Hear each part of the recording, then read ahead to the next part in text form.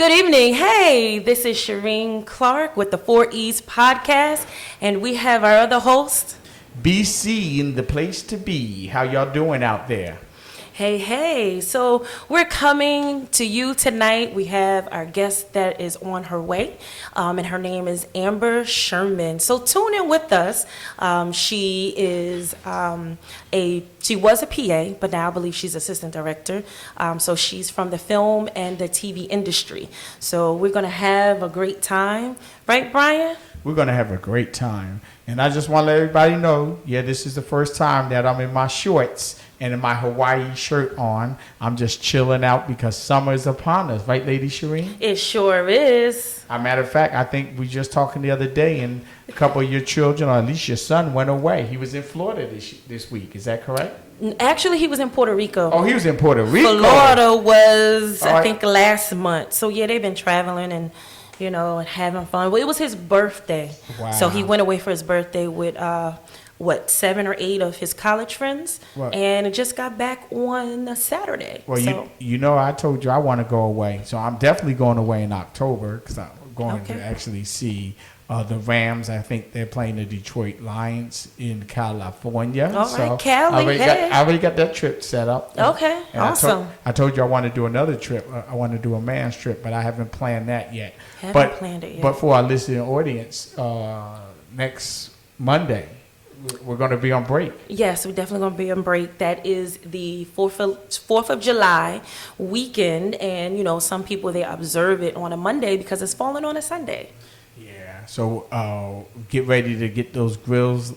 I know I got a grill sitting in the kitchen. I got to put up for the wifey. She's like, we got to get that grill up because it's still in the box. And we had it there for like 2 weeks. So, Brian, come on. You got to get it set up because it's nice out. Yeah. Well, I understand that you already had your barbecues at your house, right?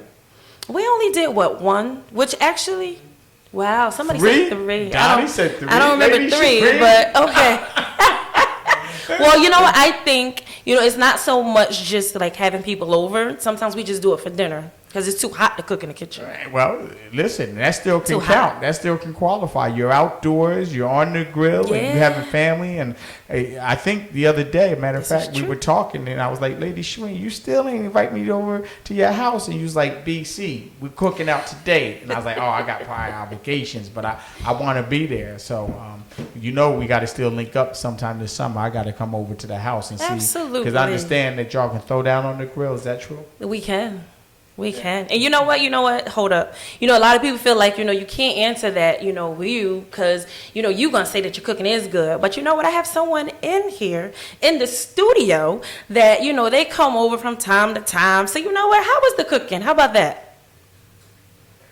No, you got to be loud. They got to hear you. Perfect. There we go. All right. Well, I'm coming by. I just want to let you know.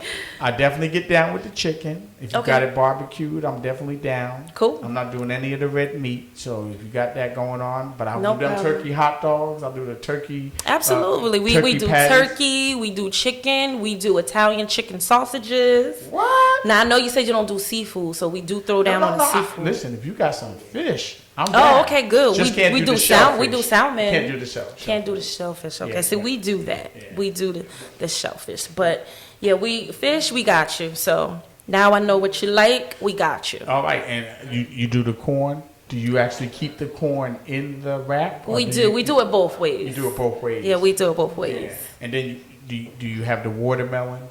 We do. Well, you know what? It depends because I don't like doing the seedless. Yeah. I feel like it's the GMO, genetically modified. Yeah. So, I have to have the seeds in there. Grown and sweet and tasting good. So that's how we get down with that. Well, listen, like I said, when you do it, invite me over. I'm going to come in, grab me a plate, sit there and socialize. Yeah. But last week we had a real phenomenal show, did we not? Yes, we did. It was awesome. And we had a lot of followers out there, and our likes are going up. So we appreciate all those in Likeville that are out there plugging us away, sharing our podcast. Yes, thank you. Because here at the 4E podcast, what do we talk about? We talk about education.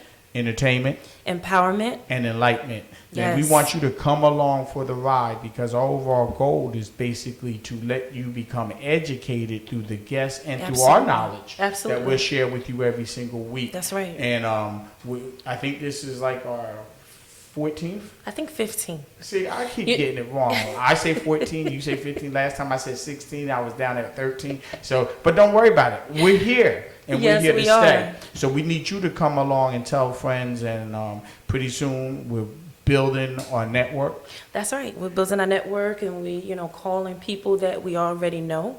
Yeah. When we started looking, at different people and looking through, our book or our contacts, between Brian and I, we actually have a lot of contacts. And so, I often say and tell people, please don't feel any, type of way. We're definitely going to get around, to as many people as possible. But again, like we always say, if you know you want to be on, we have our website up. So you can go to the 4epodcast.com. Isn't it 4E podcast? Yes. Or do we still have the in there? Because I know that we were going back and forth with that.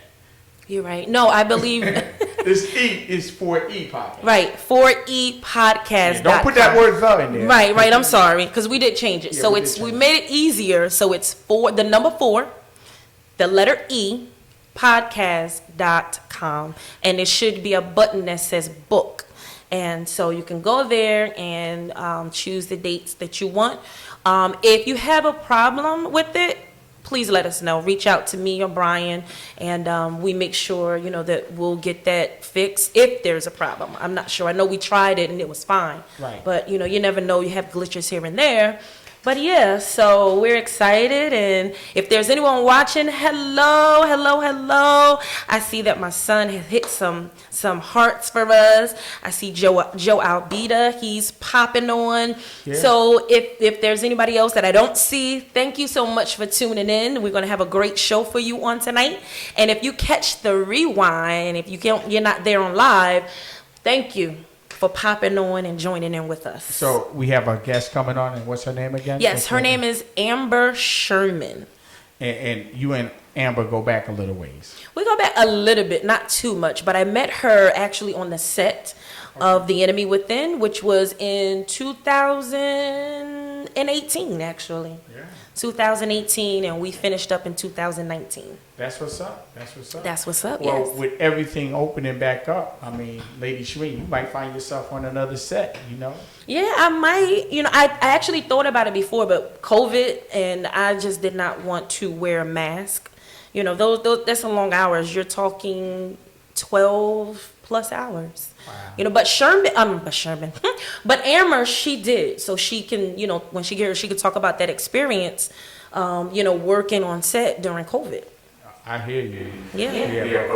Right here at the 4E podcast, we're on live, and we're handling our business, and we're reaching out there to the people out there in the audience, and we want y'all to come along for the journey, come along for the ride. But Lady Shereen said, if you want to come on our podcast, please don't hesitate. Go up to our 4epodcast.com and register there. And if we have a date for you that has not already been taken, we'll gladly bring you in. We have had some phenomenal shows. Yes, we have. We have had some phenomenal linkages. Yes, one of absolutely. our biggest linkages to date that we have had is with the restaurant. Yes. Arugas, yes, in North Plainfield on Route 22. Yeah, so we want to give them a plug. They always show us love, and if you got a chance to go out, make sure you go out and support them right on 22 yes. in North Plainfield. As a matter of fact, they have opened doors to us, and we're probably going to do more additional podcasts as we continue to grow. But in the meantime, while we're waiting for our guests to get here, is there anybody out there that has any questions? You just put them up there on our Facebook page, and we'll get right to the question and answer it. That's right. If you have any concerns or issues, just let us know. Let us know. We're here. So we also have just recently one of our background engineers, Marquise. Let's shout out to Marquise. Yes, Marquise, what's up? All right, Marquise helped Amber get on set. Yes, and I see Tanya. Hi, Tanya. How are you for tuning in?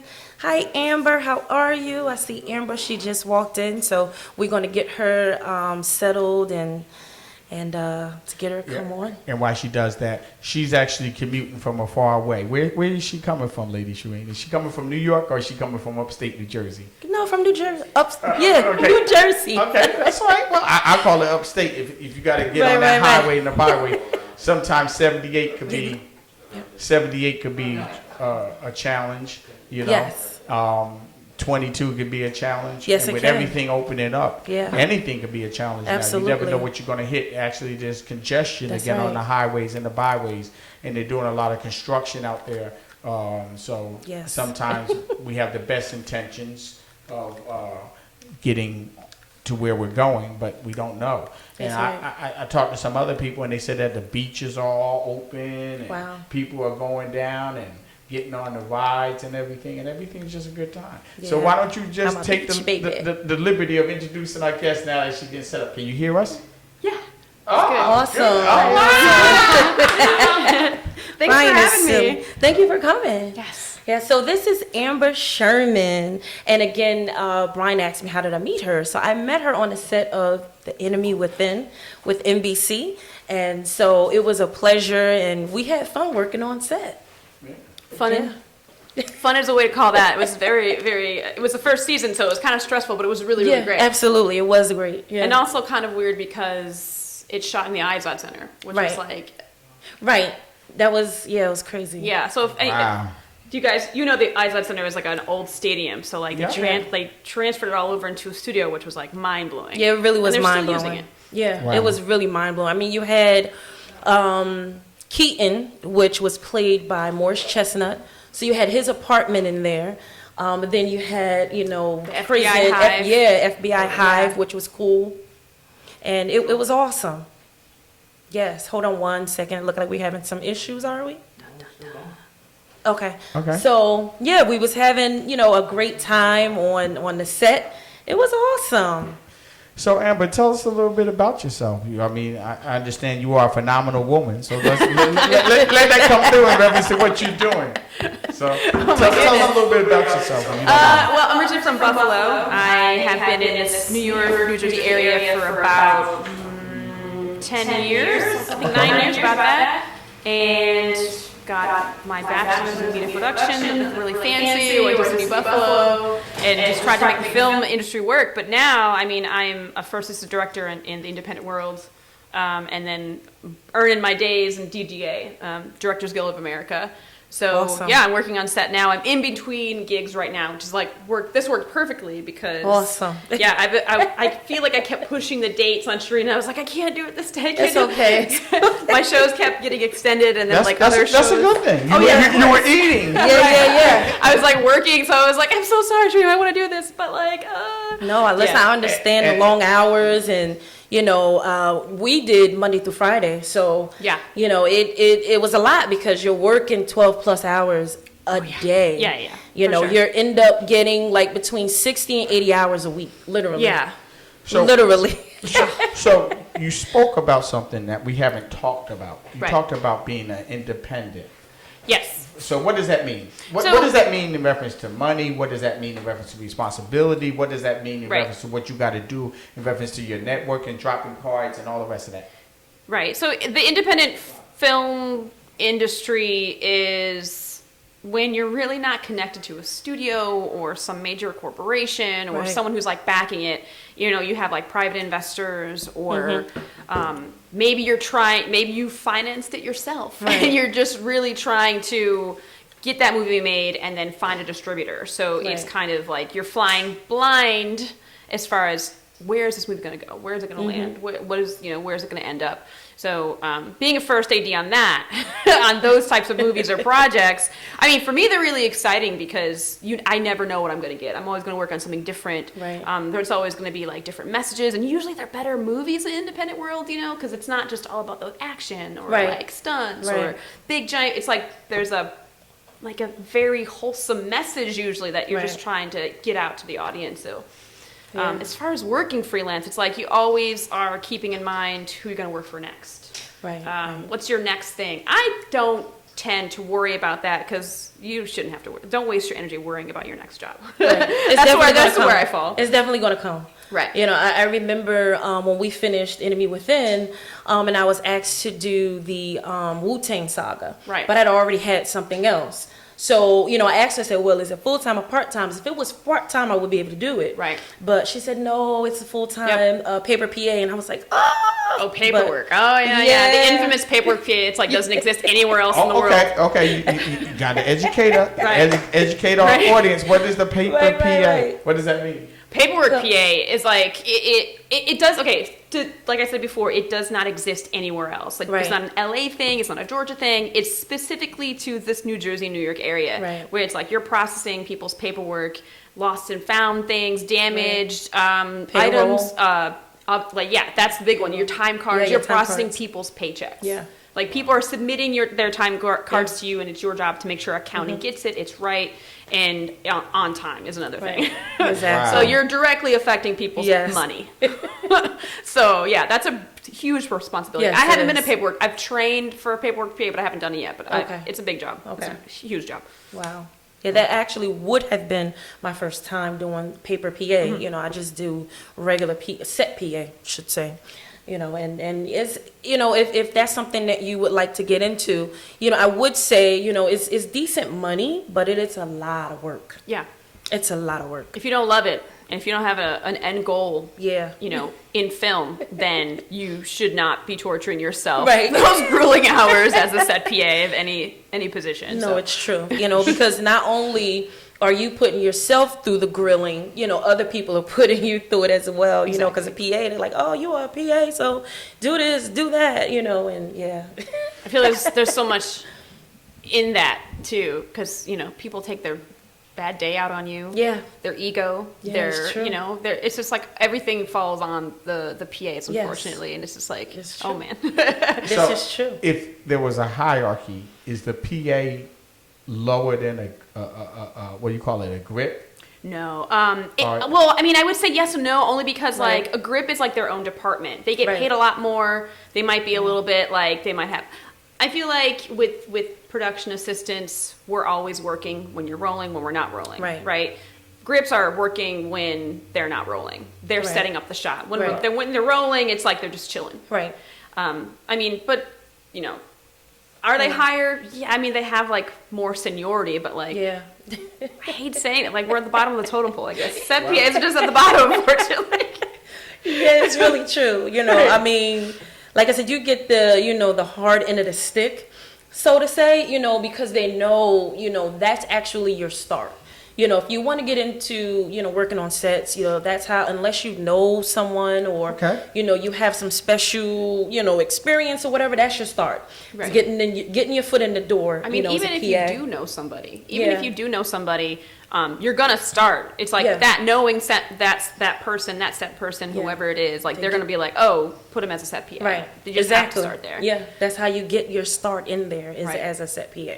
So with that being stated, when you're out campaigning, marketing, trying to network, because it sounds like it's all about the networking. It sounds like in order for you to keep yourself vibrant and keep yourself active, you kind of got to always just be putting your name out there, letting people know that your availability is high or that you're just overwhelmed, you can't get to them, but next year when they got a project, call you up? Is it kind of sort of like that? Well, I mean, I have a very particular thought about networking. Come on. Let our audience know what that thought is. I don't like the word networking because networking feels to me very shallow, insincere, ingenuine, and I firmly believe that you are going to form relationships on set. You work with someone for 12 hours a day. You're going to know people. You're going to get to know them very, very fast. You're going to get to know them through and through. Your true colors are going to shine through very, very quickly. Wow. You're going to really mesh with some people.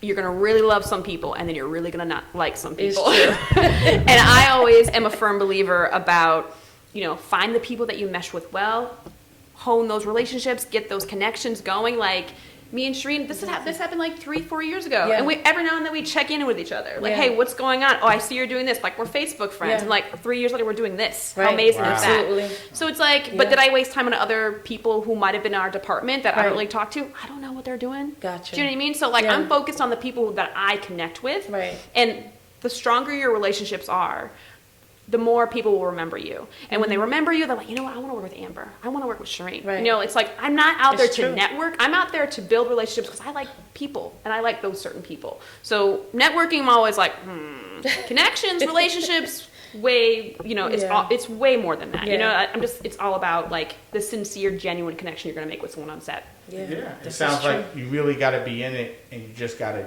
keep forging forward, keep putting your best foot forward, Yeah. keep getting those people to acknowledge what you can and cannot do, and just go like that. What is the best thing that you like doing on set? That would be my question to you.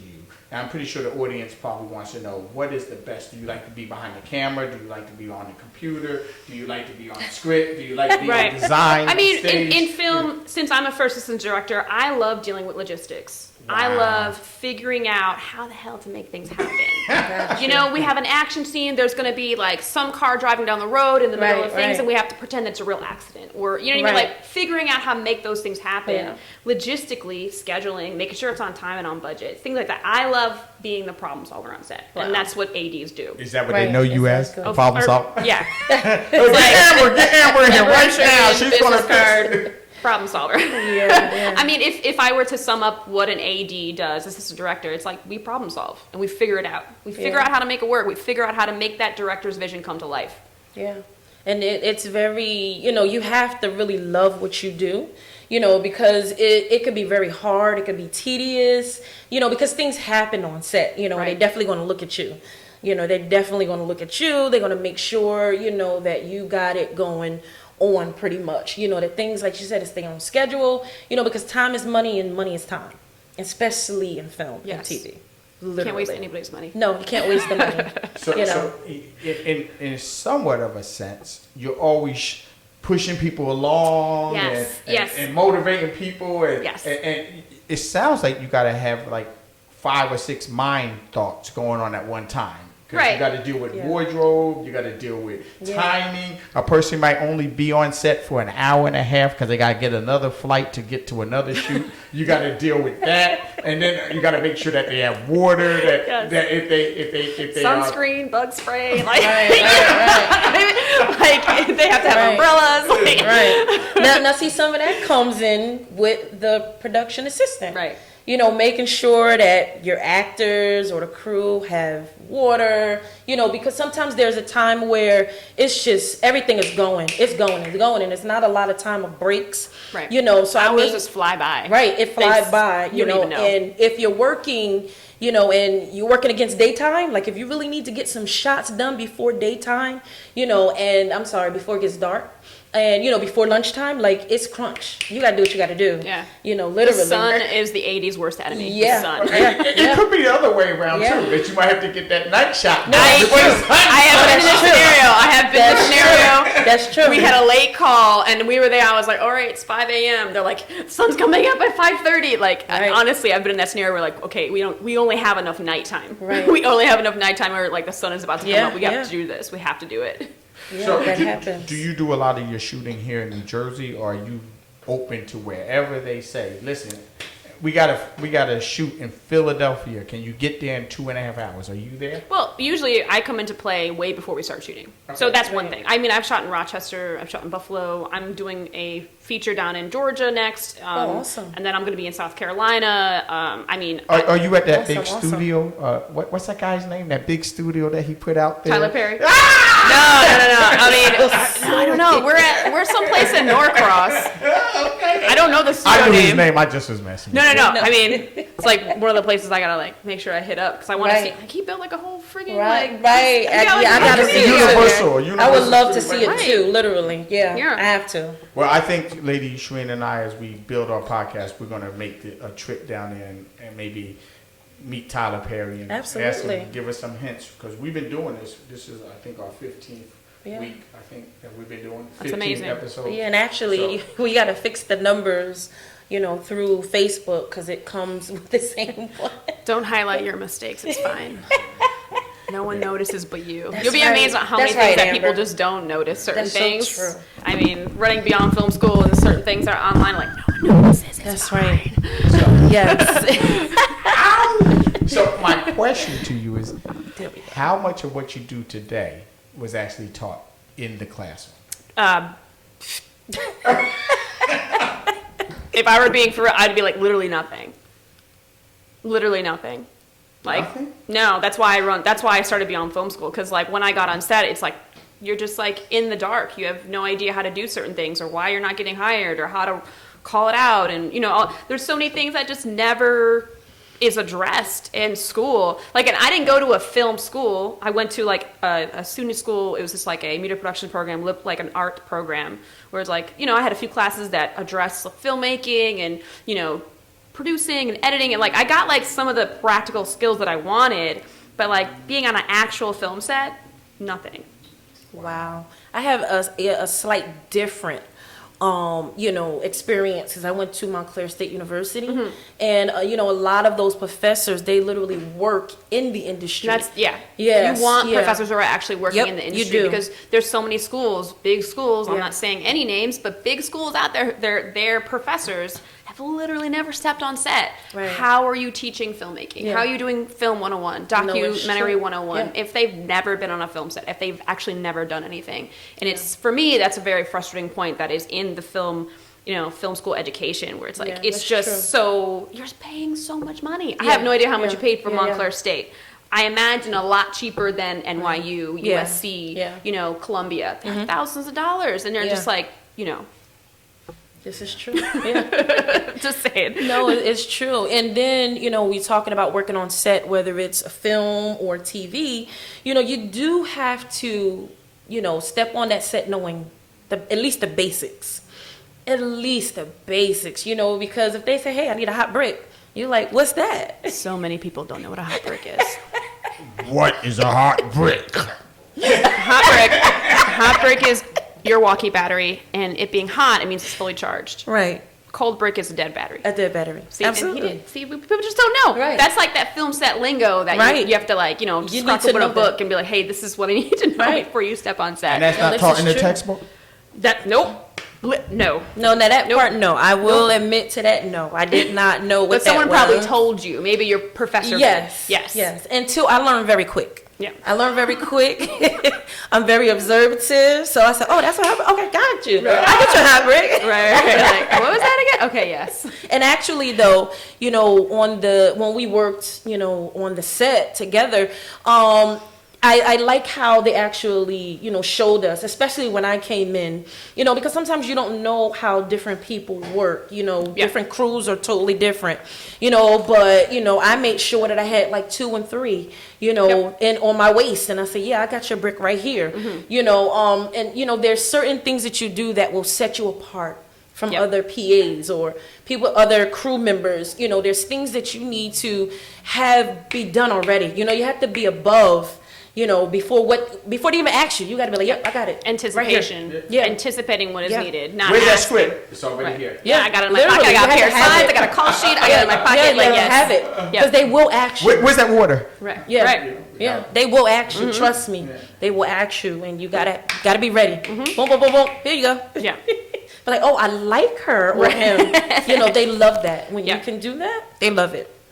So what would be one of the things an upcoming person that wants to work in film should really key in on? Because just in this short period of time, you spoke about multiple layers of things that you can do. Right. So what do you have, what characteristic, what personality trait must a person have if they're going to work in film? Personality traits, I would say.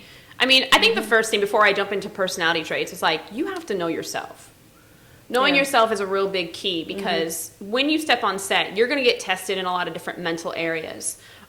You could be, embarrassed, humiliated, or, where you are going to take a lot of shots at your ego. Yes. Right? And it's going to be like, you have to know right away that you know who you are as a person, being strong and knowing yourself. Because when you know yourself, you're a little bit more confident. You're more confident in just your everyday. Yeah. When you're more confident, people gravitate toward people who are more confident. That's true. And people trust you when you're more confident. So That's true. confidence, you know, that's a personality trait that I would say is number one, but that comes from knowing yourself. And then on top of that, like paying attention, you know, just watching. Yeah.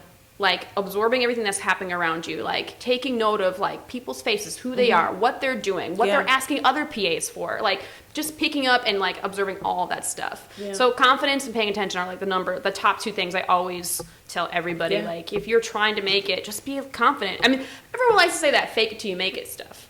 But like, you know, you don't have to fake it, because here's the thing, when you're a set PA, you're there to learn.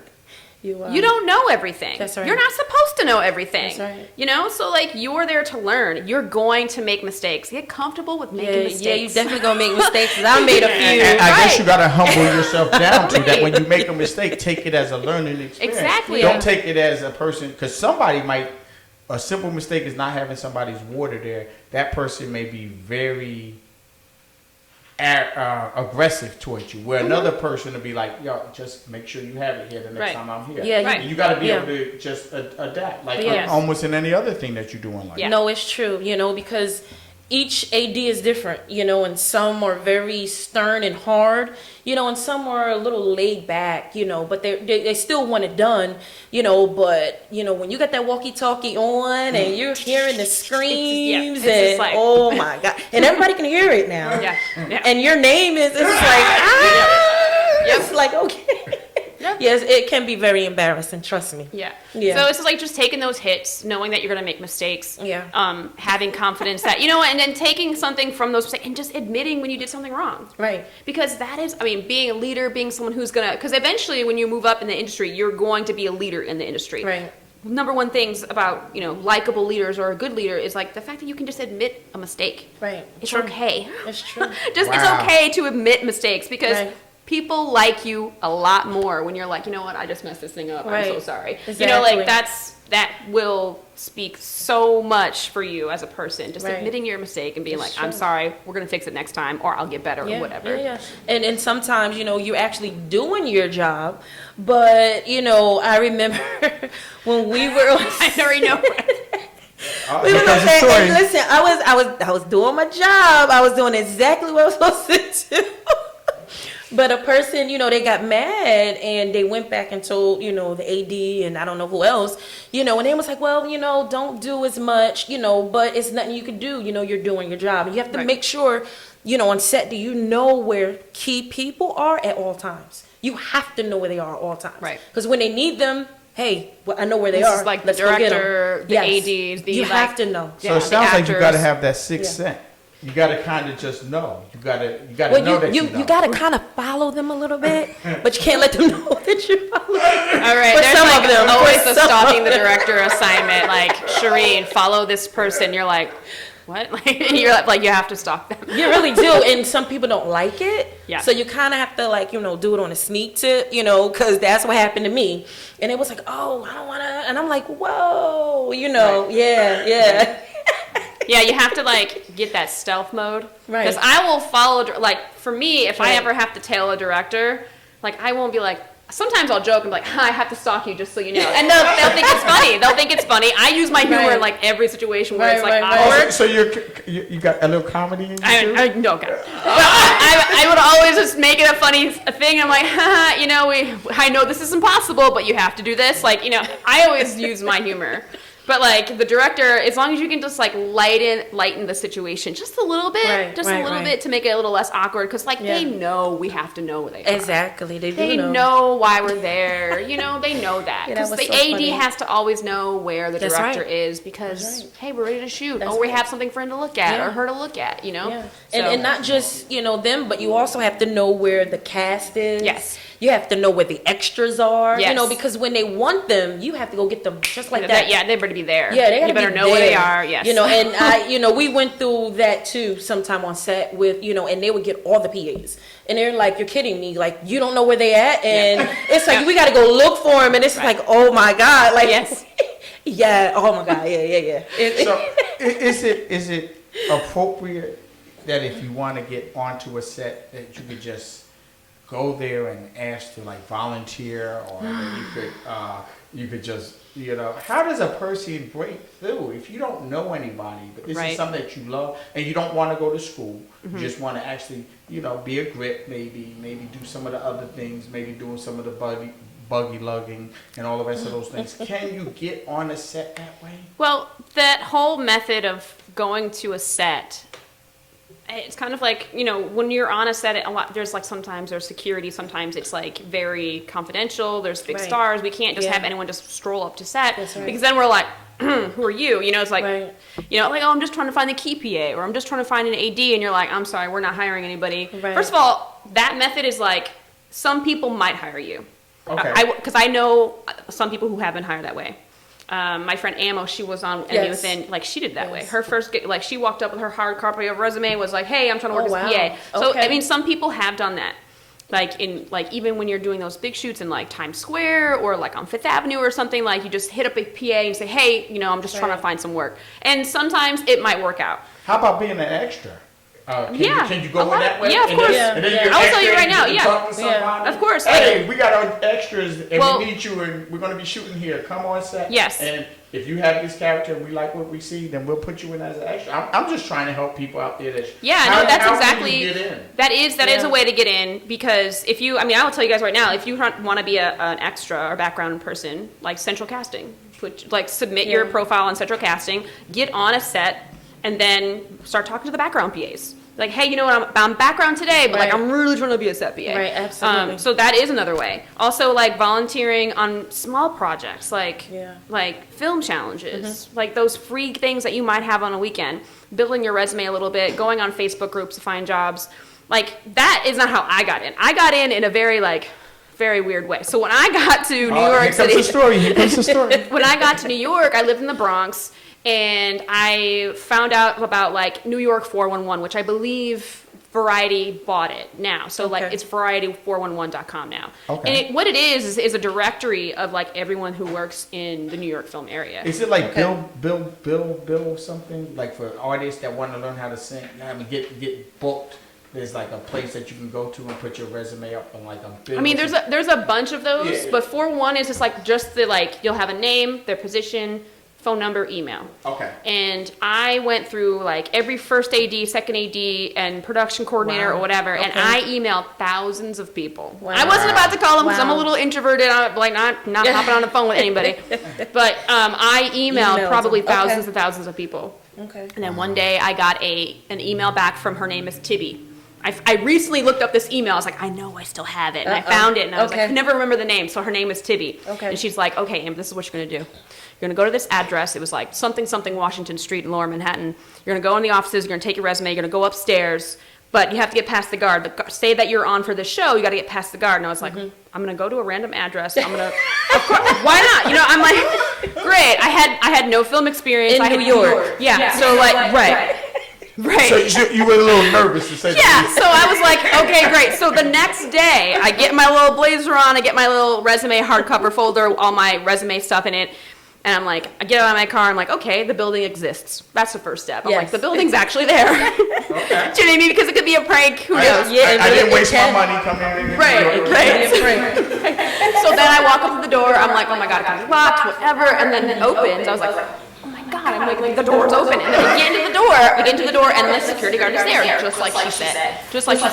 So then he's like, hey, you know, how's it going? What are you here for? And I was like, oh, I have an interview upstairs with so-and-such. I just made up a show. I was like, she told me some random show, and I used the show. And he's like, okay, yeah, up. And I was like, oh my God, I got past the guard, I'm upstairs. And then when I got upstairs, I, like, passed out my resume to all of these mail slots, and then I walked into one office, and there was, like, an office PA sitting there. And she's like, can I help you? Like, she really gave me, like, the stink eye for sure. And when I was, like, really nervous at this point, because I was like, I was not expecting to see, like, a real person in front of me. So then she's like, okay, just hold on a minute. And she, like, walks away. And I was like, God, I'm about, like, security's about to come out. They're about to, like, arrest me, trespassing, whatever. Like, I was nervous. Around the building. I know. So I was there. And then this guy comes out. His name is Jack McKenna. And he was a DGA trainee at the time. And he's, like, a second AD now.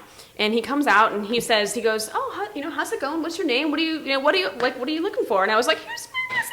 I was like, here it is. Was that your mouse voice? Right, that was her mouse voice. I was like very, very scared. But yeah, so I was like, here's my resume. I'm just trying to find day player set PA work on, something that's happening. And he was like, okay, well, yeah. And he took a minute to look at it. And then he's like, yeah, we're actually starting to shoot in like 2-3 weeks. So I'll call you. Awesome. And like, I was on that show 2-3 weeks later. Yes. And like, if I did not take the tip off, like, random, like it could have been bogus. Like I took a risk from this person who gave me this information in an email. Yeah. Right, and I just did it. I just like, I got nothing to lose. And it's the person that gave you that random tip in an email that you hadn't spoken to in a while. Right. So the email, this person I didn't know. Oh, you didn't even know that. This was like my cold emailing. So like I emailed all these random people I did not know. So like she, out of the goodness of her heart, was like, let me help this girl. Wow. Just out of the goodness of her heart, she could have been like, oh, no, sorry, I can't help you, bye. But she gave me that tip. Or just not even responded to your email. Exactly, which happens a lot. I'm not going to lie. If you go on like some emailing campaign, that does happen a lot. So I won't lie. But, and then for the guy who met me in person who gave me a chance, like it's because of Jack McKenna. If he's ever watching this, and I worked with him down the line. I was like, oh my God, it's Jack. He has like no idea what he did for me in my life. Because he gave me a chance. Nice. And it all, and then on that show, I met someone else who put me on another show. It just like, it's just a snowball. It just kept going. It just keeps going. So just because I took a risk and just was like, I got nothing to lose. Hey. and it works. Yeah. It got you where, that you needed to be. Right. Yeah. Have you ever gotten to the point where you were starving artist? I mean, you went out there looking for work. Yes. No way. Yes. Oh. Yeah. Like, and always I remember like living in Jersey City and eating like white rice every day. Out of here. Like legit, like just eating white rice and just like, man, like I just had to get on more sets. And I was like a barista on the off time. Like when you're starting as a PA, you're not going to work every single day where you're getting like that nice minimum wage every single day and that job security. Right. So it's like I'll take you, 2 days here and then 1 day this week. And then so it's like you have to find a job in the middle of all that. So I was like a barista for like years. Yeah. It was hard. It's a hustle. It was a blessing for the enemy within because that was Monday through Friday. Right. And that was for 6 months. Right. And that was for 6 months. So you knew, as long as you did what you needed to do, you didn't get fired. Right. Because you mess up, you're out of there. You mess up, you're out of here. They'll fire you. Yeah, literally. Yeah. They don't mess around. If you do not do your job, if you don't do your job, they're just like, nope, sorry, we can fill the slot real easily. Yeah, and they really can. Yeah. Is it demand? Is it that many people waiting to get on set? Of course there is. Yeah, there's a cousin somewhere that a producer has. There's like a sister or a brother or, Yeah, no, it's a nephew, a niece. Yeah. There's always someone like ready to fill your spot. So when you get on set, please don't take it for granted. And I've met people who take it for granted. I'm like, you have no idea how great it is that you have that like job, and they're like, oh well, I hate it. Well, then don't be here. Right, exactly. Like I said, it's hard work. It really is hard work. Because you're on your feet for 12 plus hours a day. You're running. You're running. Yeah, the whole time you're there. I easily get like 30,000 steps a day on set. Like that's like a half marathon. Yeah, you're moving. Soon as that call time is there, you're moving from the time there until it's time to quit. What would be a typical time if you're doing a day shoot? Do you get into the office or do you get onto set? I know office. Yeah, there's no office. I said office. The set. I was like, you wish there was an office. So do you get on set at 5 o'clock in the morning? Well, it depends what time crew call is. If crew call is 7, PAs can expect to be there at 5:36. Yeah, in the morning. Right. Yeah. So if 2 you're 2 hours before. Depends on what has to happen. You're not getting paid for that? You get paid, for sure. You get paid. I'm not. Trust me. People are like, oh, be 15 minutes, or like, there's that whole thing that people say, like, if you're 15 minutes early, you're on time. If you're on time, you're late, and if you're late, you're fired. I don't believe in that because I'm not going to be there 15 minutes early if you're not paying me for that 15 minutes. Right. Sorry. I get real mad about that. Like, why? That's my time. Sorry. So typically, let's say set call is at 7 o'clock. Right. You're there at 5 o'clock. Could be, What yeah. are you doing between 5 and 7? It depends on what your position is, because if you're a background PA, you could be already checking background in, checking them in, getting their vouchers to them, getting them through wardrobe, hair, and makeup. If you're a first team PA, you're doing the same thing with the actors, making sure the actors land, getting their trailer, they get their sides, they go hair, makeup, wardrobe. Get their breakfast. Right, exactly. I totally forgot about food. Food is a major thing that PA is going to be You better doing. have food for your actors. Right. You do Absolutely, not want any yeah. hangry actors anywhere, That's or right. hangry ADs or DPs. That's Everyone's right. got to have their Food food is important on set. Okay? and coffee. And I guess there's some actors or actresses that have a certain kind of food made a certain kind of way. I mean, you have vegetarians yeah. and like egg white omelets with like avocado every day. You know, if they're Yeah. consistent every day, it's great because they just want the same thing every day. Right, and you it's get easy. used to it. Yeah. Yeah. Some people, if it's like, oh, well, I don't know what they have, and they just want to pick from the menu, you're like, oh god, just pick what you want, please, please hurry up. I like easier. Yeah. So I mean, at least I can't recall a really difficult actor breakfast order. I can't recall anyone. I mean, everyone just wants eggs and avocado. Okay, so you know? got me through the roll Yeah. call. You got me through breakfast. Right. Now what happens? Well, then you start getting closer to when crews start coming in, and then you have to either, if you're an additional PA, that you're most likely going to be standing by the trucks with all the gear, and you have to call the company in. And you have to let everyone know. You're saying, okay, company's in, we're in, Right. and then you're letting the crew know, like, okay, it's time to work. Day has started. Yeah. You know, let's start rolling your gear over to set. And then after that, you kind of like talk to the key PA, figure out what your lockups are, which are, hey, Lockups, come on, you got to Right. give us the language. What Right. is a So lockup? lockup, basically, right, Some I was people going think there. that you're going to jail. You know, Right, lockup. You know. Well, okay, in LA they call it lockdowns. In New York, they call them lockups. Lockups, yeah. So I don't know why they call it differently, but it's the same thing. It is the same But thing. basically, what it is just like making sure that nothing gets into the shot. Like Right. this frame right here, you're seeing all three of us, and if we had these open doors or whatever, you'd have to make sure that someone would be on that door, making sure Yes. no one hurt our frame, basically. Wow. That's right. Yeah, and then there's sound lockups where you're just like telling the crew and pedestrians like, hey, can you be quiet, whatever, please shut up, please, for the Yeah. love of God, please. And it's really Yeah. hard to make sure the crew stays quiet. It's so really hard. It's really hard. It's Oh the my hardest God. thing a PA will ever have to do is tell a grown person Right. to please be quiet. No, it's really hard, and not only that, but it's also hard to tell people, you know what? Can you hold on for a minute because we're shooting Right. and we don't want They you got to. places to be. It's hard. Okay, they're like, I don't care what you say, I'm going. I don't care about and your then movie. they know who's on each lockup, and it's like, Shareen, where are you? Like, What why? happened? Yeah, what happened? Where are you? Yeah. and it's like, I'm here, but yeah, it's hard. Yeah, so when Yeah. you're first starting out, you're going to be doing a lot of lockups, sound and traffic Yeah. and pedestrian lockups, making sure no one ruins the picture frame, no one Yeah. ruins that world that you're trying to create in front of Because the camera. film is money, right? It's And money. time Yeah, is It's exactly. money. Yeah, because every time someone breaks a lockup, it's almost like, oh, we have to go again. Yeah. Another take, that's more time. We're not going to wrap early. It's like a whole chain of events that happens if you don't lock it up correctly. Yeah. And it happens. And let me tell you, I used to love when they pardoned me with an officer. I loved it because it's like they help you with your job. In the winter, they let you 'Cause sit I'm in the car to telling get you, warm. It's rough, man. People trying to get to work, Yeah. and you're telling them, "Can you stop for a minute?" And they're like, "If you don't get out of my face with that, because Yeah. I got to get the work." Oh yeah, Yeah. They don't play that. People are really rude to you. They could be. I mean, sometimes I teach everyone who's a trainee of mine, I tell them kill them with kindness, be as Yeah, you have grateful as possible. Because here's the thing, You is that we have have to. no jurisdiction. That person is stopping because they want to do that for you. Yeah. Because they don't have to. Wow. They don't, you're like, No, by the it's grace true. of God, can you please, like, Yes. and they're like, and I always tell them, like, make sure you thank them. Because they didn't have to Yes. stop for you. They didn't Yes. have to do anything. It's like, you're just like, we're just trying to make a movie, please. Right. Right. And Yeah. they're like, listen, I don't care about no movie. I got to get to work. Like, y'all need move. And But that, it's I feel like oh. that's the worst case scenario, though, because Yeah. most people are like, ooh, what are you shooting? What's Yeah, going some people on? are- yeah, some Who's on people set are. today? Some people Can I be are. part of the set? Right, Some yeah. people are, You you need know. extra?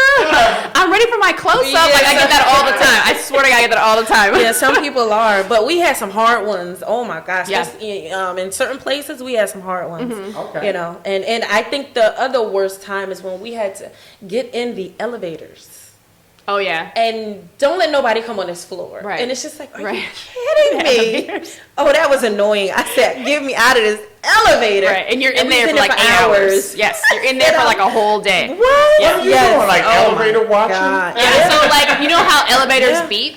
Yeah. And people want to come out of the elevator, so it's like you have to make sure no one gets on the elevator and gets off on your floor Right. and all this stuff. Like you have to make sure you're avoiding the floor that people are shooting on. Right. Wow. Yeah. So, And it's I very hard. forgot about elevator lockups. Oh, I don't like. Oh, I didn't like Now that. you got through lockup. Come on, we're getting closer. Now what's happening after lockup? Oh man, lockups is most of the thing, but then you have Yeah. like lunch, making sure the crew and cast know where lunch is. Right. And then after lunch, there's wrap. Basically, everything that happens lockup wise will happen after lunch. Right. I mean, then you have like company moves, making sure that everyone knows what's happening, Right. where we're moving to, what the scene we're on, what actors are being used, Yes. what the shot is. Is it a medium? Is it a close up? Is it a 2-shot?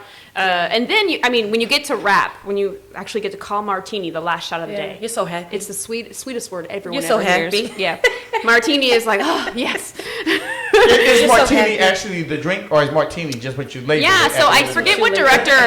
what director it was, but back in the day, and like when they first started shooting movies, there's like one director would always want a martini by the time the last shot was shooting. And they had to have a martini there for him. It was a guy. I don't remember the name, unfortunately. But yeah, that's why they call it the martini shot, because that's when that director got the martini. Yeah.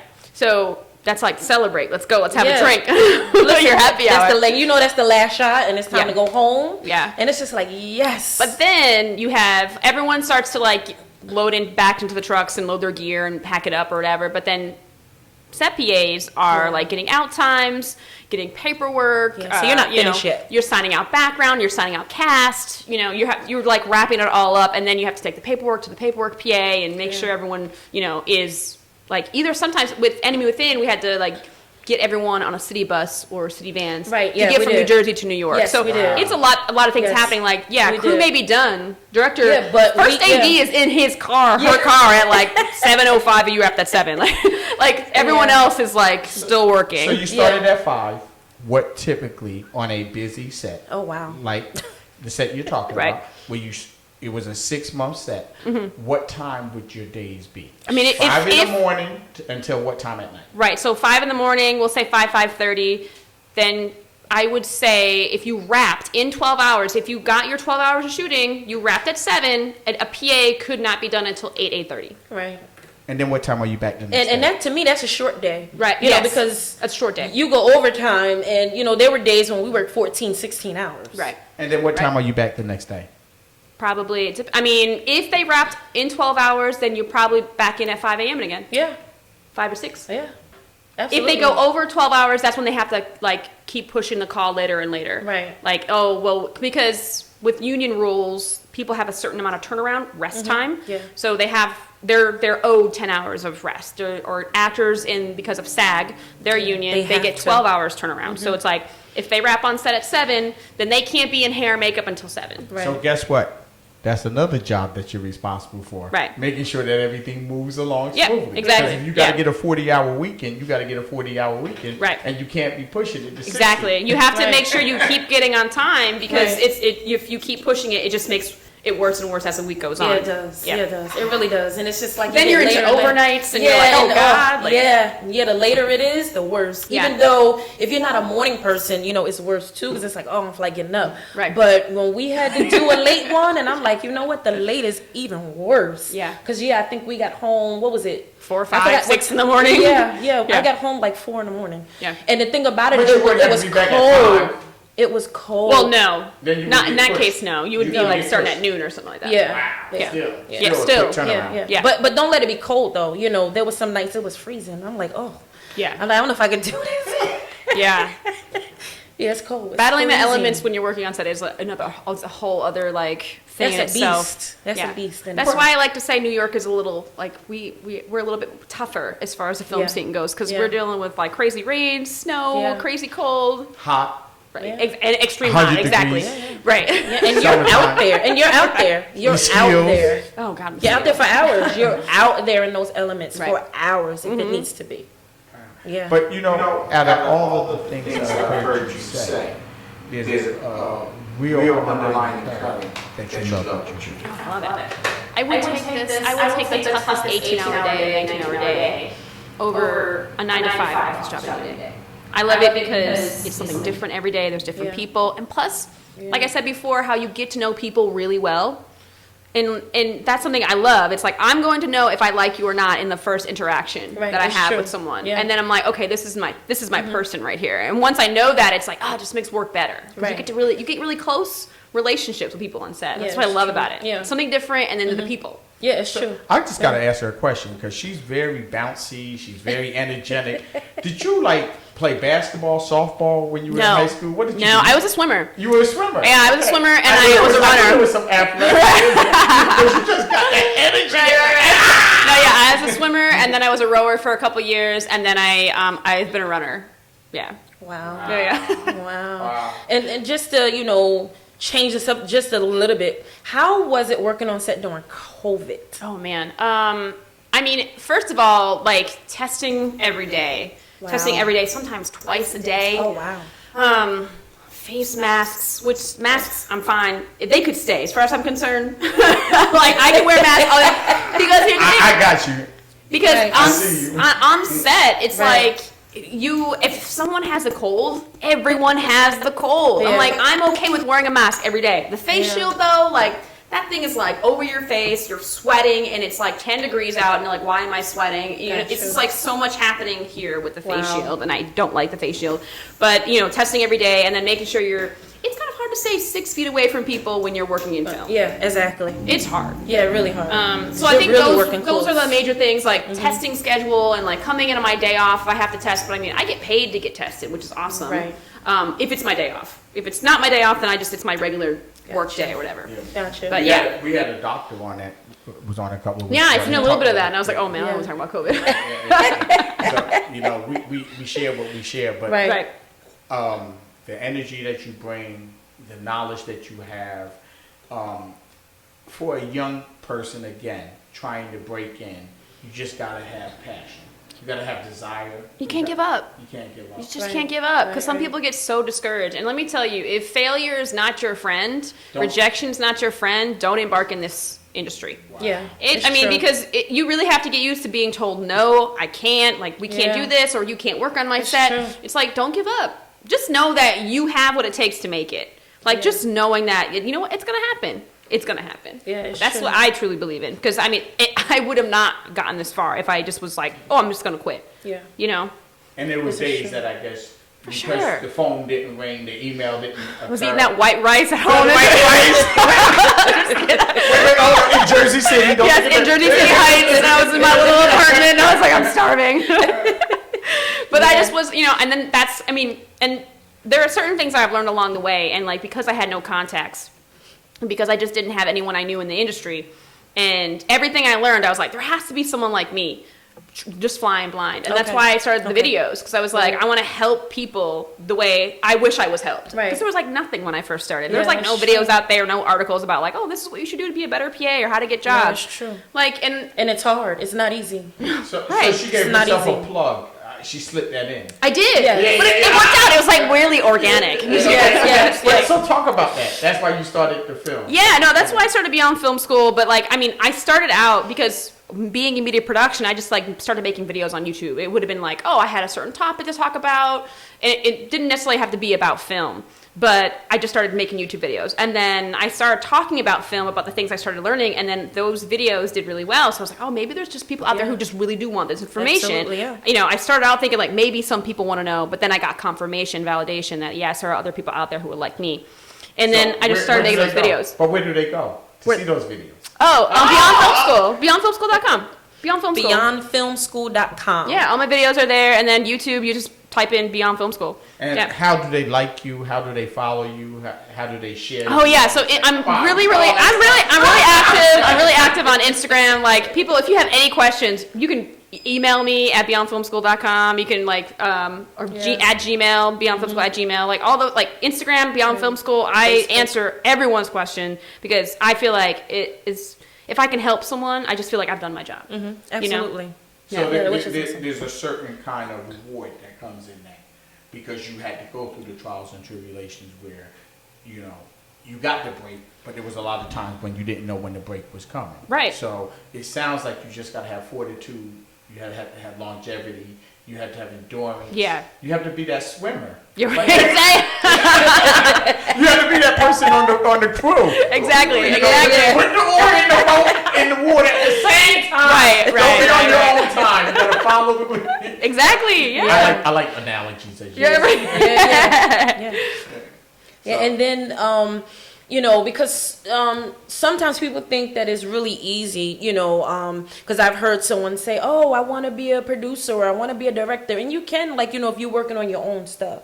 Right. But a lot of people want to do Hollywood or independent TV, you know, sets. But there is, you know, hierarchy. I mean, there is a hierarchy, but I mean, I have a lot of people who come to me and they say, you know, I want to be a director, Amber. And I'm like, okay, first of all, my first thing that I say to them is, do you know other positions in film? And they're like, no, not really. Right. Because a lot of people just fall on the default of like, I want to be an actor. Right. I want to be, I mean, you're lucky if people are like, yes, I want to be a DP, a director of photography.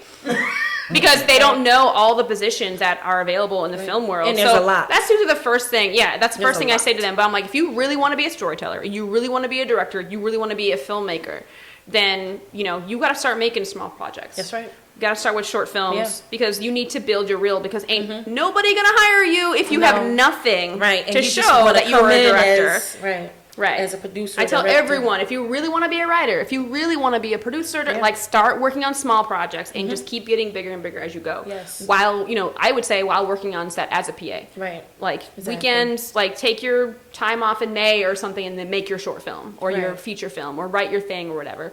But yeah, you got to have something to show for it because those, even like the programs that like NBC has and I think Universal and certain these like, they have like these director programs where they're taking like people of color and women and people who like need to tell their stories in film, like, and they're taking them. It's like you still have to have a director's reel. Right, You still have to have a script. Yes, you do. So like start You writing. have somebody write your storyboard. Yeah, you have know? Right, something. exactly. Yeah. So you got to start small. You have to like have something to show for it. So Right. like make that short film. Exactly. Write that short film. People do it. That's right. That's right. And you know, starting off as a PA, which is a production assistant. I'm sorry if you guys didn't catch that. We're like an hour late. For Yeah, that. right. Production assistant. Yes. Yes. So, you know, if someone comes in and start that, you know, how do they move around or how do they become a set PA or background PA and work their way up? The number one way. Some knowledge for everybody here watching. All right, Number here one comes way. the secret. Hold on, drum roll. Here is the secret, guys. The secret. All you have to do is tell people what you want.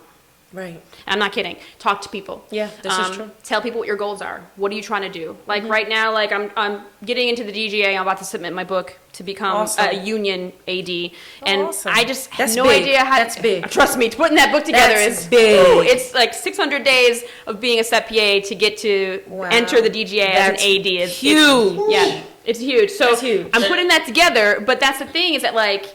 If I didn't tell people like, hey, how do you put the book together? There's no information about how to do it. So like I Right. have to tell people and like people are like, hey, do you want to be first team runner? Wow. First team runner PA on this. I'm like, no, I can't be first team runner anymore. I like either I have to key or I have to be an AD. Like I have to tell people I'm not what doing to Right. Right. I gotta Right, do right. this. Yeah, it's like you I'm can't building. just I'm building my portfolio. I'm building Yeah. my. right. Yeah. I see. Yeah. So you just talk to people what your goals are, and I'm not saying like throw it in their face like you know what I'm trying to be director. Right, too. right. Because some people get really aggressive. It's like it has to come Yeah. through those connections, those relationships that you're building on Yeah. set. Organically. So how do you say that now? This is your actress role. How My do you actress say it? role. Yeah, you said you can't be aggressive like that. So show me how you. I mean, by nature, I'm aggressive, obviously. Okay, but you can no, tell say that. it. But what I would say is Yeah, just what like, would you say? I mean, okay, if I'm talking to an AD friend of mine and they're like, hey, you know, we're trying to hire for our next job. What are you interested in? Right. Well, I'm interested in being a key PA. Oh, by the way, I'm putting my DGA book in. Right. If you have additional bump up days, then please think of me. Keep me in mind. Exactly. Bump up days. Come on, you. Yeah, just- bump up days yeah. are so when you're getting right, you're like, wait, what is that?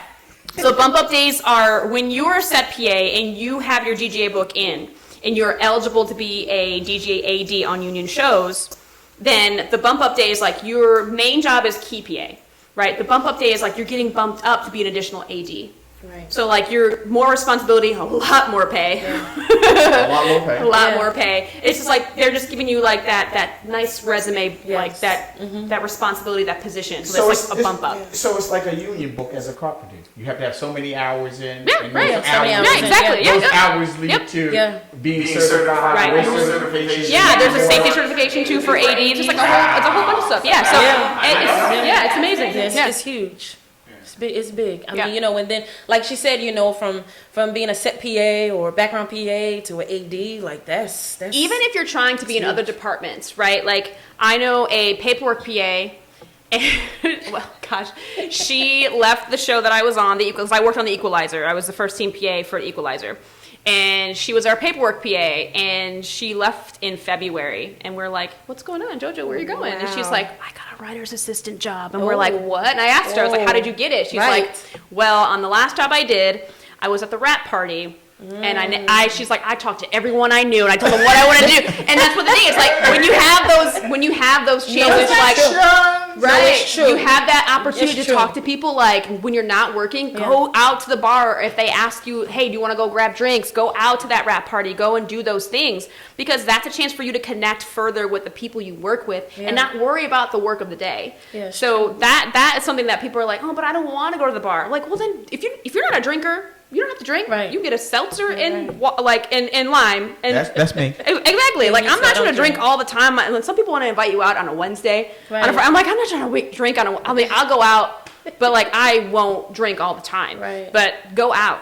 Do the things they want to, like, if they want to hang out with you, the fact that you're getting an invite is amazing. They want to get to know you more. Yeah. So just talk to people. Other departments, trying to be in camera, talk to the camera folks. Yeah, make friends with the camera people. You want to be a prop person, you want to do some art design, you want to be a set dresser, talk to the people you want to become. Yeah, and not only that, once you get your foot in the door, you are in there. Right. Especially when people like you. Yep. If you're a people person, you do your job effectively, and I mean, people start to, form a relationship with you. Mm-hmm. You're in there. Because then a lot of the times, like, you probably were on a show for a couple of months, and then the person was just like you never have to even talk about your goals, and they're like, what do you want to do? Right. What are you trying to do? Yeah. I get asked that all the time, and I'm like, I don't even need to ask that question or like be like, hey, can you hire me on this? It's like those things just come to you. Just be really good at your job. The universe starts aligning itself. I'm careful about talking about the universe and all that stuff, but I'm like, really though, if you brought it up, I'm like, but like it just starts coming. It just like have that mentality of like things coming to you. Don't chase it. Let it come to you and have it chase you. Yeah, and you have so many people on set, from so many different backgrounds, and they know a lot of stuff, and they know a lot of people. They may not tell you who they know, but they know a lot of people. And you get a chance to talk to the celebrities, the big time directors, the producers. Right. You get a chance to talk to them. Like you could be standing all day next to the DP. And like, literally. I mean, I worked on New Amsterdam, and I was the walkie PA in New Amsterdam too, like on season 2, and I was standing next to DP, the key grip, and the gaffer all day long every day. And like out of the blue, like me and the DP had like a little downtime, and I was like, hey Andy, how'd you get started? Just to pick his brain. And he was like, well, I was a camera PA, I worked for a rental house, and I was like, wow, this is amazing. Just because I always love knowing people's stories. That's a good way to break that. No, it really is. An icebreaker is like, how'd you get started? What did you do to start, get into this industry? Yeah. It is. I mean, it's amazing. Like you said, it's when if you have a chance, to get in there like that, use that time. You have all these people there, and there's some serious downtime sometimes. Yeah, talk to them. And most of the time they will definitely talk to you. They will tell you what they'll ask you things. They'll tell you where you need to go. Tell you what it was awesome because I was able to, I think, send my film to 2 producers. Wow. And that's amazing. Yeah. Right. It was. I mean, and these are some serious producers and directors. Yeah, they're like that we had on The Enemy Within. Right. I mean, they were huge. Yeah. One of the things we didn't get to talk about, and we're not going to be able to do it in this segment, but maybe later on when you have a little more free time, we can bring you back. We can talk about the different kinds of cameras and the different kinds of equipment and the different kinds of lighting. This is a small set here. But when you're in New York, or even if you're in, I call it upstate New Jersey, but if you're in New Jersey, closer to New York, Right. Secaucus and all that. Right. You find that the sets are just crazy in reference to the amount of equipment. See, my background was a DJ, so I started off as a DJ. So I got a lot of stuff sitting in the garage that I'm not even using today because the technology has gotten so much better. The red cameras and everything else that they're using on sets is just phenomenal. Yeah. You know? But when and if we can get you back on set, which I'm pretty sure we will, we'll talk about some of that stuff because people need to know, what do you do? What kind of investment do you make? Because a lot of independent filmmakers today are shooting with their cell phones. Yes. But not only are they shooting with their cell phones, they're using the digital cameras. Or they're using their video cameras. They're using cameras that can shoot in 4G or 5G or whatever. 4K cameras, I'm sorry. So, those are the kinds of things that I would like to, when we invite you back, Right. have you talk a little bit about that. And, you know, Lady Shareen and I have been doing this for a long time in reference to doing film and doing video and doing pictures and doing DJing. So we're just glad to have you. I'm so happy to be here. Thank you so much for inviting me. Thank you for coming. Yeah, thank you for coming. Thank you so much, really. I mean, you came here, you gave the listening audience a lot of different information that they, because like you said, all this information, you probably not going to go and find it. Oh, I'm sorry. I just let Except for beyondfilmschool.com. See, I just let you out.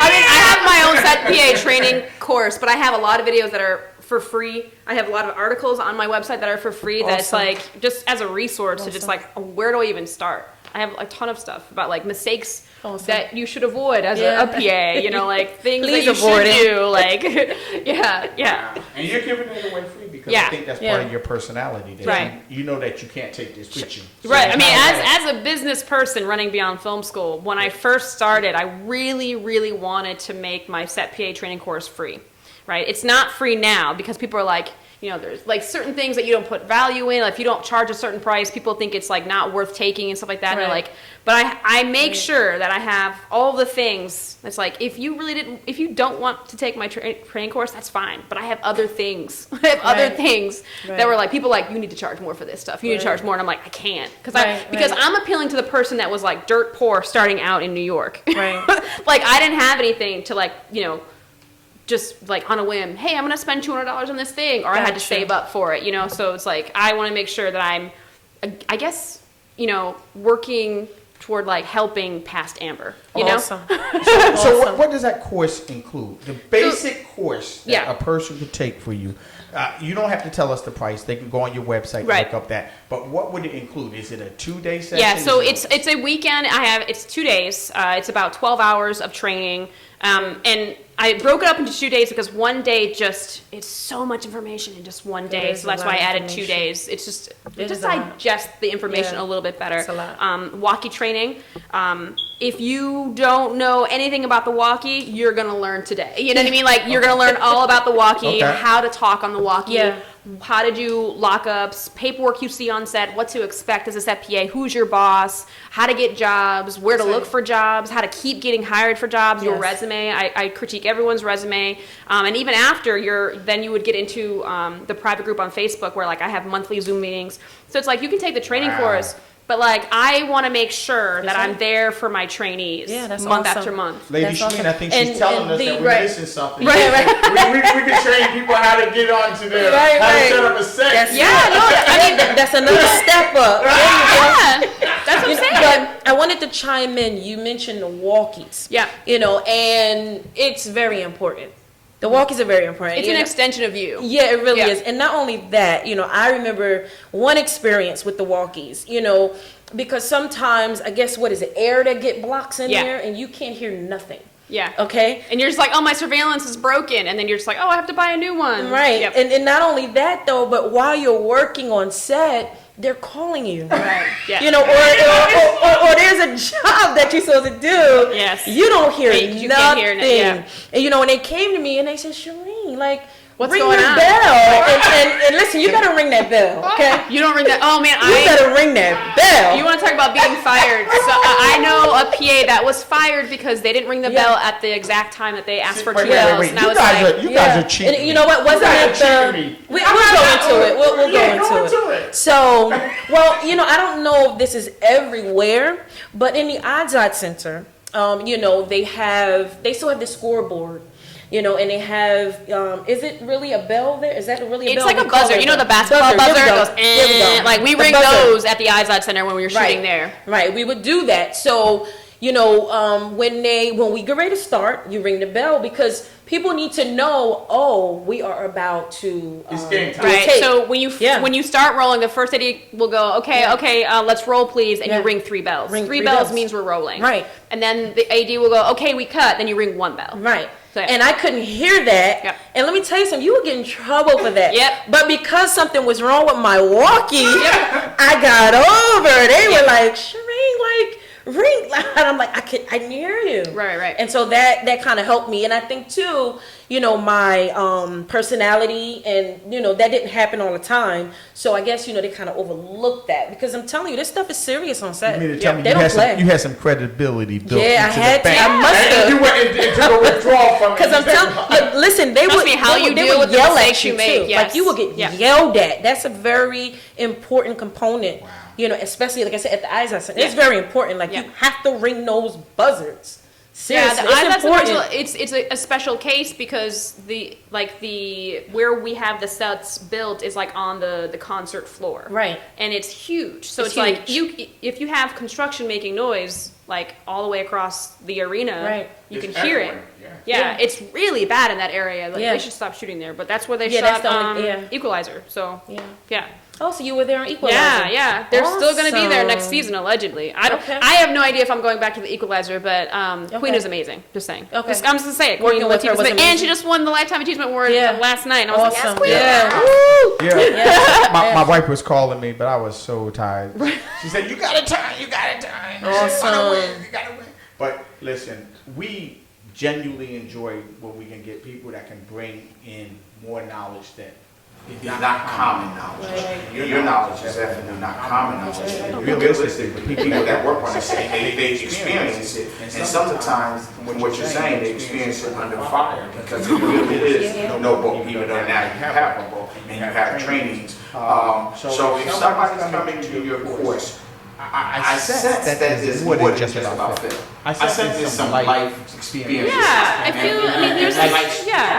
think you could take a person, anybody that comes to your training, could take something away from it. And when is your next training? My next training, oh man, this is the thing. Oh man. So my next training was going to be, my website right now says August 28th and 29th, but because I got hired on this movie in Georgia, I have to push my dates to I think probably the second week of September. So it's going to be most likely fall. But I will be updating the website. But I'm like, I got a movie. Like, so are you going to move there for a little bit? I'm going to be living there for like 2 months to make this movie. Yeah, it's going to be crazy. I've never shot in Georgia, so it's like, this is kind of exciting. Yeah, that's nice. Yeah. That's awesome. You're talking late fall or early fall? Early fall. Okay. Yeah, well, September 10th is still summer, technically, right? Yeah. There we go. So it's still summer. There we go. No, only they're going to say that because when you get to Georgia, if it snows, they don't know how to deal with snow. I know. So. It's going to be, I mean, it's jam with like a quarter of an inch of snow. I'm already kind of dreading the humidity that's going to happen. I have no idea what I'm going to be in for when I get to Georgia because I don't know what weather's like down there. Gotcha. I know what Florida weather's like, but Georgia's different. It's a little bit different, right? Like, I have no idea. Yeah. So should we get your autograph now? Oh gosh. Before you become world renowned and then we can't even touch you.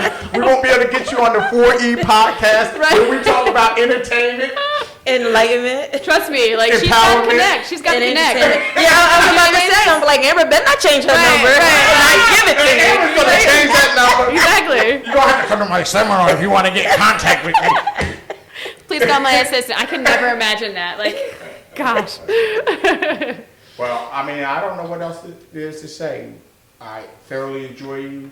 I'm pretty sure the listening audience, we had a couple of people out there, Lady Shareen, that were on the website. Yes, that I gave shout outs to earlier. Okay. Yeah. Okay. I don't know if there's anybody else different, but those are the people that I did a shout out to. Okay, so with that being stated, Shareen invited you in, so I want Shareen to like take us out. I mean, unless you got something that you want to say to the listening audience out there, you know, and definitely I want you to give a plug one more time about plug, yes. Yeah, where they can go, how they can find you, yes, and what is there a book in the works? Oh, there is, because I'm trying to figure out what to you like. Tell the Lady people Shareen, like, you know she's the author. Right. The whole process is very daunting for me, but like people are like, Amber, you need to write a book, and I'm like, but I do want to. I'm in a very like infant stages of like a book. So, and I know that's like the next thing for me, but it is on the horizon. Awesome. But yeah, beyondfilmschool.com. Instagram at Beyond Film School. My YouTube channel, just search Beyond Film School. Like if you push in Beyond Film School in Google, all of my stuff is going to come up. It's very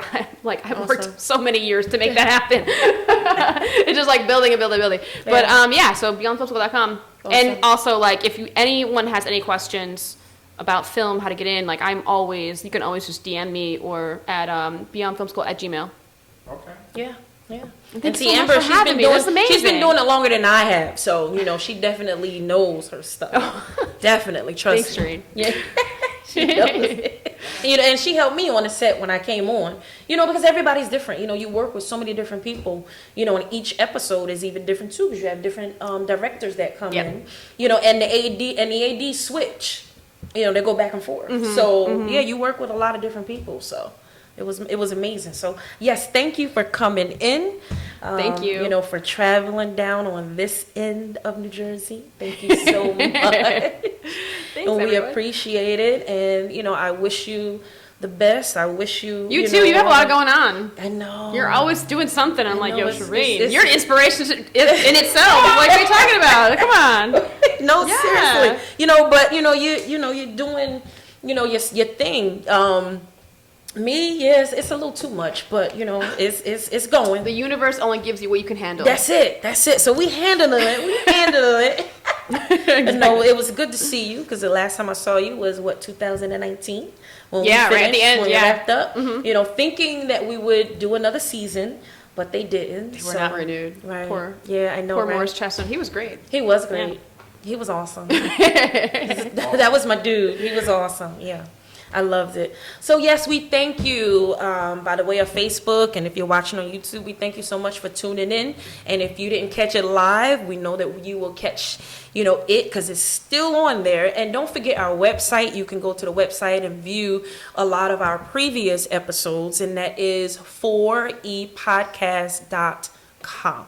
And if you have any questions or concern, reach out to myself or Brian.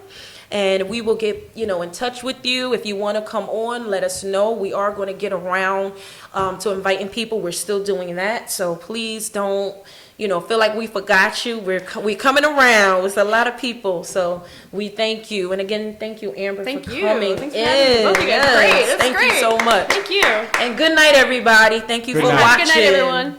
Thank you. Yes, it was so much fun.